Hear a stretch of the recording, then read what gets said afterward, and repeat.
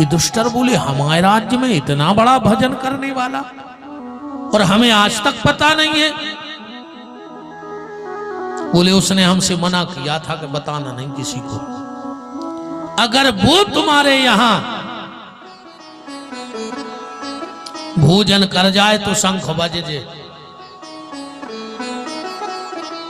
भगवान ने सहदेव से कही जाओ बुला के ले आओ। सहदेव गए बुलावे।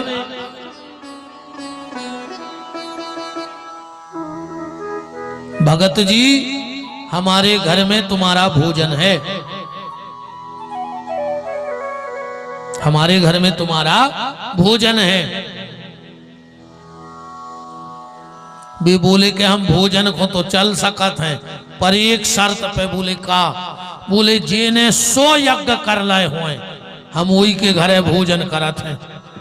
अब सहदेव ने कही ये कही को तो शंख नहीं बाज रहा हो और तुम कह रहे 100 बार एक करत। ठीक है तो हम भैया बता दें। बोले पांव पीछे न धरियो न सिर के टुकड़ा टुकड़ा हो जाए। और ये सहदेव ने सोची जाओ और समस्या बन कर रह गई कि अब ने नाई के राय ने माई के राय। नकुल गए, अर्जुन गए, भीम गए, यहां तक कि युधिष्ठिर भी गए। 5 पांडव खड़े हैं आज भगत जी के दरवाजे। द्रौपदी ने कहा भैया अब हम जाएं।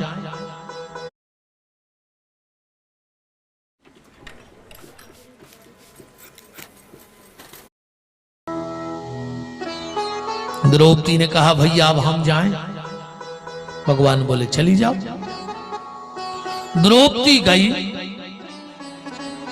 और जाकर के बोली महाराज जी हमारे घर भोजन करने चलो। भगत जी का वही कहना कि जिसने 100 यज्ञ किए हो हम उसके घर भोजन करेंगे। द्रौपदी बोली हमने कर लाए 1000, तुम 100 की बात कर रहे। पांडव बोले कि जो वंदना से ब्याह हो सो कथा तक भाई नहीं करे, तुम कौन यज्ञ में बैठत रही भाई कब कर लाए तुमने 1000 भर यज्ञ। द्रौपदी बोली प्रभु शास्त्र को तो मानते हो? सबने कही बिल्कुल मानत। तो बोले शास्त्रों में लिखो है कि संत मिलन को चालिए तज माया अभिमान और एक एक पग आगे धरे सुकूटन यज्ञ समान। तो आप जैसा संत कौन हो सकता है जिसकी प्रशंसा बांके बिहारी कर रहे हो और हम आपसे मिलने आए हैं तो 1000 पग तो आ गए होंगे। तो हमारे 1000 यज्ञ हो गए कि नहीं हो गए? भगत जी बड़े प्रसन्न भय बोले चलो अब हम तुम्हारे घर भोजन करेंगे।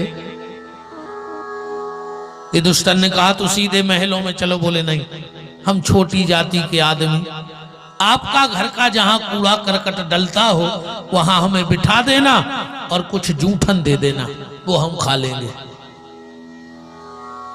युधिष्ठिर जी बोले नहीं तुम्हारे मन का भोजन कराएंगे। भगत जी बोले पक्का? बोले पक्का। चलो पहुंचे। बोलो क्या चाहते हो भोजन में?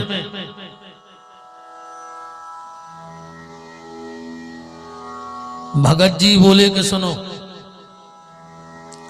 तुरंत पेड़ों लगाओ, तुरंत वो बड़ो हो जाए, वो में फल लग जाए, वो पक जाए और अपने आप टूट के गिर जाए, वो खाएं हम। कैसे युधिष्ठिर जी को तो अभिमान होगा तो तुम जो खे हो वो खुआएं। अब बताओ यहाँ सो कैसे संभव हो सका कि अब भाई बीज बाओ, अब भाई पेड़ बढ़ जाए, अब भाई फल लग जाए, अब भाई पक जाए और टूट के गिर जाए, बोखे हैं। द्रौपदी भगवान की तरफ देखी कि प्रभु तुम ही हो, अब मदद कर दो कहूं तो। कैसे तुमने एक चावल में विश्व आत्मा को तृप्त कर दो, तो एक चावल में आपने विश्वात्मा को तृप्त कर दिया था, तो प्रभु अब तुम ही हो जो हमारी रक्षा कर सकते हो। भगवान बोले कोई बात नहीं, आओ ये दुष्टन बीज उठाओ। ये दुष्टन ने बीज उठाया, बोले जमीन में रखो और खाओ। आज तक अगर मैंने झूठ ना बोला हो तो ये बीज जमीन में अंकुरित तो हो जाए। दुष्टर जी ने बीज रखो, आज तक मैंने झूठ ना बोला हो तो ये बीज अंकुरित हो जाए। सो में से फोंगा फूटन लगे। भीम इधर आओ, तुम इस पेड़ को छुओ और कहो कि आज तक अगर युद्ध में मैंने किसी को पीठ ना दिखाई हो तो ये पेड़ बढ़ जाए। भीम ने पेड़ पकड़ा, बोला मैं भीम, मैंने अगर युद्ध में किसी को पीठ ना दिखाई हो तो पेड़ बढ़ जाए। सो पेड़ बढ़ गया। अर्जुन आए, अर्जुन तुम पेड़ पे हाथ रखो, बोलो आज तक तुमने अपने बल से किसी निर्बल को ना सताया हो तो इस पेड़ में फल लग जाए। फल लग गए। सहदेव को बुलाया, बोले तुम कहो कि अगर आज तक मैंने अपनी विद्या का कभी अहंकार ना किया हो। सहदेव के पास एक विद्या थी, सबकी आवाज जानत थे सहदेव जी, पशु पक्षियों की भाषा सुन लेते। वो पेड़ में फल लग के बड़ा हो गया। नकुल से कही, नकुल ते आओ, तुम कहो कि कभी मैंने इनको सौत माता का पुत्र ना माना हो। कैसे 2 माताओं के पुत्र थे, तो कहो कि ये फल पक जाए। फल पक गओ। भगवान बोले अब द्रौपदी तुम आओ। कैसे द्रौपदी होगा तो अहंकार के बताओ, जहां पांडव ने लोहा ले आ पाए वो तो हम लोहा ले आए। और भगवान को सब पसंद है, अहंकार पसंद नहीं है। बोले द्रौपदी तुम कहो, हमने इन 5 पांडवों के अलावा कभी मन में किसी पर पुरुष का विचार ना किया हो तो ये फल जमीन पे गिर जाए। द्रौपदी बोली मैंने कभी 5 पतियों के अलावा पर पुरुष का ध्यान ना किया हो तो फल पके और गिर जाए। जो द्रौपदी ने तिकाई वो पूरा पेड़ो ही गोल होगा, न फल बचो। अब जब पेड़ ही नहीं बचो तो फल कहां से आप बचे, फल कहां से आप बचे। द्रौपदी तो कांप गई। भगवान बोले बताओ द्रौपदी। द्रौपदी बोली कन्हैया मुझे याद है मैंने किसी का मन से भी स्मरण नहीं किया। भगवान बोले और याद करो। द्रौपदी बोली आ गई याद।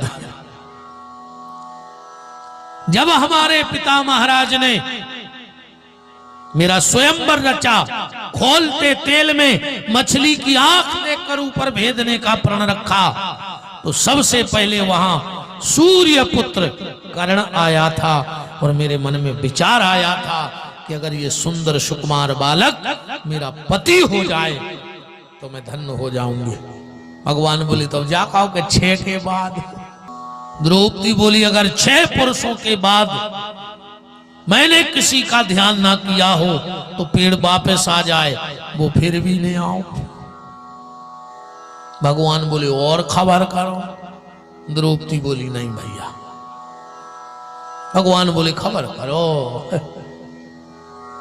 नहीं नहीं भैया, अब मुझे पूरा याद है 5 पांडव और 1 कर्ण। भगवान बोले फिर याद करो। द्रौपदी कन्हैया के हाथ जोड़ लिए, बोले अब सब याद आ गया। बोले क्या?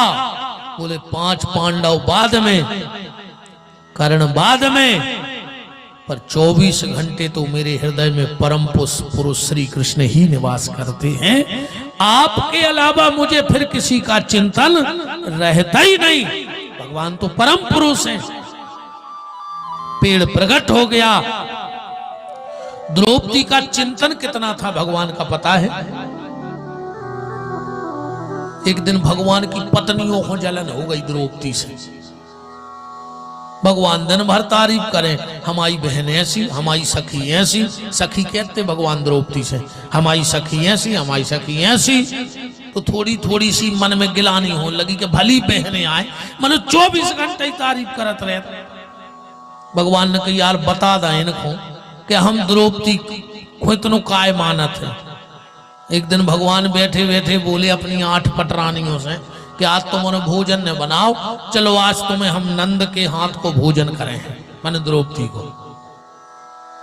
8 ही भगवान की पत्नियां और भगवान द्रौपदी के घर पधारे। उस वक्त द्रौपदी कंघी कर रही थी, बाल सुलझा रही थी। भगवान दरवाजे से बोले सखे, ओहो पागल सी हो गई कि अपने भैया के शब्द सुने तो दौड़ पड़ी। अरे सखी क्या कर रही हो? कुछ नहीं कन्हैया, केस सुलझा रही हूं। ए सखी, ये तेरी भाभियां तेरे हाथ का भोजन करना चाहती हैं, तो जल्दी से भोजन बना। और भगवान बोले सुनो, तुम्हें भी मौका मिलो है, जाओ आज अपनी नंद की चुटैया बना दे, कंगी कर दे। 8 भाभियां पहुंची और कंगी उठाई और द्रौपदी के बाल में लगाई। और जैसे ही कंगी खींची, एक बाल टूटा द्रौपदी का और आवाज आई कृष्णा। 8 पटरानियां एक दूसरे के मुखों देख रही हैं कि कौन है कृष्ण, कहीं नहीं है। थी आवाज कहां से आ गई कृष्ण की? तो सोचा कि मन का भ्रम होगा, ये हमारे मन का भ्रम होगा। फिर कंगी निकाल के लगाई और जो बाल खींचे, एक बाल फिर टूटा। आवाज आई कृष्णा। 8 भगवान की पत्नियां दौड़ी और दौड़कर ठाकुर के चरणों में गिर पड़ी। बोले प्रभु मुझे माफ कर दो। बोले क्यों? बोले द्रौपदी दीदी तो बहुत ऊंची स्थिति में पहुंच गई है, उसके रोम रोम से बाल भी टूटता था तो कृष्ण की आवाज आती थी। इतना भजन द्रौपदी का था भगवान के प्रति। फल दिया, भीतर ले गए, फिर अच्छा भोजन बना। और पूरा भोजन बनने के बाद भगत ने भोजन करे और चले गए। मनो शंख ने बजो। पांडव बोले काय प्रभु, तुमने कितने नाटक करवाए यार। वो हल्के से आदमी के हाथ जोड़वा दे, हमारे पूरे घर के हाथ जोड़े फिरे और वो शंख बजो नहीं। भगवान बोले के दुष्टर,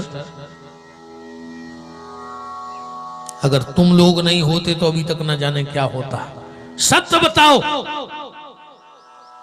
तुम में से किसने मेरे भगत का अपराध कर दिया? मेरे भगत का अपमान हो गया तुम्हारे दरवाजे पे, इसलिए शंख नहीं बजा। ये दुष्टर बोले हमने तो कुछ नहीं किया। भीम बोले हमने कुछ नहीं किया। द्रौपदी बोली कन्हैया हम सत्य बताएं, हमसे फिर गलती हो गई। बोले का?